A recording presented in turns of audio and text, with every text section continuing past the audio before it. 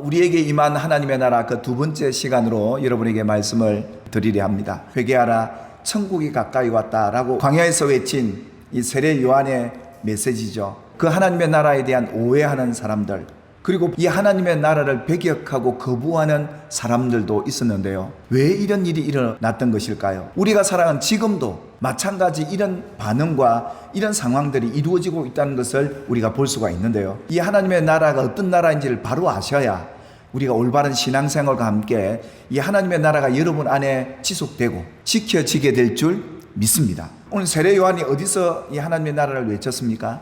유대 광야에서요. 여러분, 세례 요한이 어떤 사람이죠? 제사장입니다. 그리고 구약의 마지막 선지자 중에 한 사람이죠. 가장 높은 자리에 있어야 될 사람입니다. 근데 그가 지금 어디에서요? 유대 광야에서 천국을 외치고 있습니다. 그 하나님의 나라를 사모했던 백성들이 세례 요한 앞으로 다가옵니다. 그리고 회개의 세례를 받죠. 그런데 세례 요한도 마찬가지고 그 백성들도 그 하나님의 나라에 대한 온전한 이해가 없었습니다. 하나님의 나라가 임하면 세상이 뒤집어지는 줄 알았습니다. 그리고 하나님의 백성들은 높은 자리에 앉아서 세상을 다스리고 통치하게 될 그런 소망을 갖고 기대하고 살았던 사람들이 바로 이 유대인들이었습니다. 지금 이 초림하신 예수님이 가지고 온 이 하나님의 나라에 대한 바른 이해가 없었기 때문에 오해가 있었던 그런 사람들이 있었고요. 또 한 부류는 어떤 사람들이냐면 하나님의 나라가 임하는데 그 나라를 환영하지 않고 거부하고 배척하고 도리어 공격하는 세력들이 많았습니다. 예수님께서 이 땅에 오셔서 그러지 않습니까? 하나님의 성령으로 귀신을 쫓아내는 것이면 하나님의 나라가 바로 너희들에게 임했다라고 할 때 이 예수님이 갖고 왔던 것이 심판권 아니겠습니까? 세상 임금을 심판할 수 있는 심판에 대한 권세였습니다. 그래서 예수님이 귀신을 쫓아내니까 귀신이 예수님 앞에서 굴복하고 쫓겨나가지 않습니까? 그런데 이런 보실까요? 이미 하나님의 나라를 알고 있던 종교 지도자들로서는 이 귀신이 쫓겨나고 사단이 쫓겨나간다는 이 사실을 두고 예수님이 하나님이시고 하나님의 나라가 이 땅에 임해서 마귀가 쫓겨나간다는 이 사실을 두고 놀랐던 거예요. 그러면서 그들은 예수를 하나님의 나라 통치권자로 인정하고 싶지 않는 거예요. 그들은 이미 세상 권세와 세상 영광으로 가득했던 사람들이거든요. 만일에 예수님이 이 땅에 하나님의 나라를 갖고 온다면 그 세상 모든 걸 다 포기해야 돼요. 예수님을 선택할 수 있는 믿음 아니고는 안 되기 때문에 예수님을 거부하면서 뭐라고 얘기합니까? 귀신 들렸다, 마귀다, 이랬던 겁니다. 예수님이 믿기에 하나님의 나라도 거부하고 싶은 거고 인정하고 싶지 않는 그 상황들을 예수님은 그렇게 말씀하셨죠. 내가 하나님의 성령을 힘입어 귀신을 쫓아내는 것이면 하나님의 나라가 임했고 바로 그 나라가 이 땅에 도래했다는 것은 하나님의 통치자로 예수를 통해서 이 땅에 오셨다라는 것을 선포하는 것이며 또 어떤 의미냐 아십니까? 이 땅에 그동안 창세 이후로 아담 이후로 세상 임금 마귀가 이 세상의 모든 권세와 영광을 갖고 있었던 통치자였습니다. 예수님이 이 땅에 하나님의 나라로 도래했다는 것은 이 세상에 있는 세상의 임금 마귀, 이 세상 나라와 하나님의 나라 간의 전쟁, 분쟁이 시작되었다는 겁니다. 그러니까 예수님이 오신 이후부터 지금까지 그 전쟁은 계속되고, 언제까지 계속됩니까? 재림의 예수가 심판권을 갖고 올 그때까지는 이 세상은 전쟁터입니다. 그러니까 예수님의 초림과 함께 온 이 하나님의 나라는 하나님의 나라가 이렇게 이루어진다는 것을 하나님의 백성들이 경험하면서 영원히 이루어질 하나님의 나라를 소망하며 살라고 주신 선물이었죠. 그리고 예수님이 다시 오실 때 심판권은요, 이 마귀 세상 임금을 다 썰어버리고 이 세상을 다 멸하고 영원한 하나님의 나라, 완성될 그 나라에서 당신의 백성들과 함께 살 그 나라, 본보기 표징으로 보여줬던 잠시간의 나라였습니다. 그래서 이 하나님의 나라가 우리에게 임했다라는 건요, 아, 내가 하나님의 나라 군사구나, 전쟁터에 나갈 군사구나, 이런 걸 날마다 의식을 하고 믿음을 갖고 세상을 나가야 싸워 이겨요. 그래서 우리 성도들이 이 영적 전쟁을 인식하고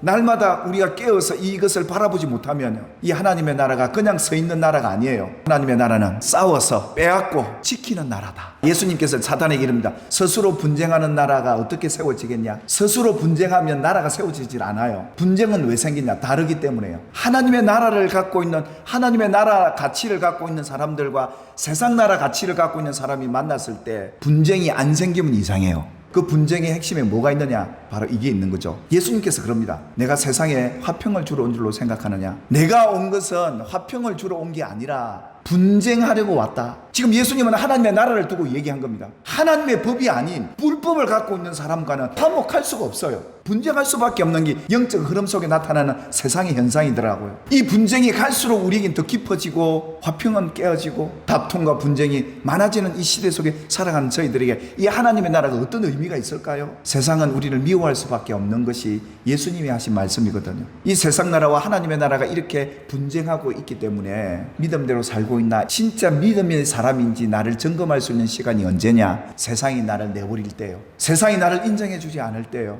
내 자신이 정말 믿음의 사람인 줄 발견할 수 있는 시간이 바로 그때죠. 오늘 여러분 읽으셨던 이 성경의 본문은 이렇습니다. 유대 광야에서 세례 요한이 외치죠. 회개하라, 천국이 가까이 왔느니라. 여러분이 지금 어디에 서 계시냐면 세례 요한이 서 있는 그 자리에 서 계시는 겁니다. 근데 그 광야는 깊은 골짜기가 있는 그곳입니다. 이 문제는 안 돼, 못해, 싫어, 나 안 갈래. 그런데 주님은 우리의 약함 아십니다. 주님의 오시는 그 길을 너희가 예비해다오. 그것이 세례 요한의 사명이고 우리의 사명입니다. 세상이 바뀌길 원하는데 세상을 바뀌는 게 아니라 우리가 먼저 바뀌기를 주님이 원하시면서 우리가 바라는 것은 내 힘으로는 안 되는구나, 이걸 체념하게 만든 거죠. 그래서 제자들이 예수님이 오셨을 때도 세상이 안 바뀌니까 시험하고 낙담되고 긴가민가 하다가 예수님이 마지막 죽고 부활하셔서 오셨을 때 제자들이 기대가 찼던 거예요. 세상이 이제 바뀌겠구나. 예수님이 뭘 약속합니까? 너희는 예루살렘을 떠나지 말고 내가 너희에게 약속한 성령을 받으라.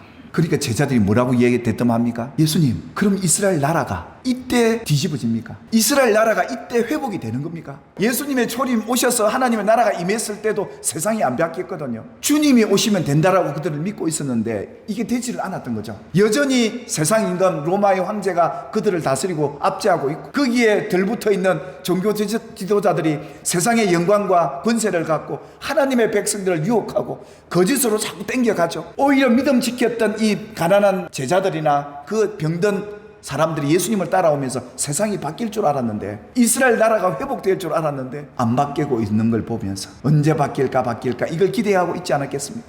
야, 성령 오면 나라가 바뀌겠구나. 그런데 여러분, 이 땅에 임한 하나님의 나라는 우리가 천국 갈 때까지, 재림해서 예수님 다시 오실 때까지 전쟁을 치러야 되는 장소고, 주님 오실 때까지 우리 성도들은 치열하게 싸워야 될 곳이 이 세상 삶이기에 예수님이 뭐라고 말씀하시냐? 그거는 너희 알 바 아니고 오직 성령이 너희에게 임하시면 너희가 권능을 받게 될 것이다. 예수님이 이 땅에 오셔서 마귀를 쫓아내었던 그 권세를 받게 될 것이다. 골짜기가 메워지고 산이 깎여져서 주님 오실 길을 예비해 두면 그곳이 하나님의 나라가 임할 것이다. 그 소망의 메시지를 전했던 것이죠. 우리의 현실이 아무리 깊은 골짜기 같은 절망적인 현실일지라도 여러분, 우리가 성령의 권능을 받고 사단을 쫓아내고 진리로서 삽을 떠서 우리가 그 땅을 메워가는 저와 여러분이 되기를 주님의 이름으로 축원합니다. 마지막 때 일어나는 가장 큰 징조 하나가 사랑이 식어진답니다. 그만큼 미움과 정오의 골짜기가 깊은 시대가 지금입니다. 사랑하는 여러분, 우리가 이 시대에 주님 다시 올 길을 예비하는 이 시대의 세례 요한의 사명이 저와 여러분의 사명인 줄 믿습니다. 그래서 성령의 권능을 받고 이 세상을 싸워 이겨나가는 저와 여러분이 되기를 주님의 이름으로 축복합니다.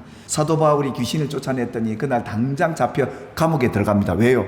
마귀 들린 사람이 고발을 한 거예요. 영적 군사들은 바로 이런 거예요. 그래서 바울도 너는 나와 함께 고난을 받은 자다. 너희는 예수의 좋은 군사로 부름을 받았으니 고난 받기를 두려워하거나 고난을 회피하지 말고 고난을 받으라 했던 겁니다. 그러면서 뭐라고 얘기합니까? 너희가 경계할 때 예수의 군사는 자기를 기쁘게 하는 게 아니라 모집한 자 하나님을 기쁘시게 하기 위해서 이 일을 해야 하느니라 하시면서 뭐라고 마지막에 당부하시느냐?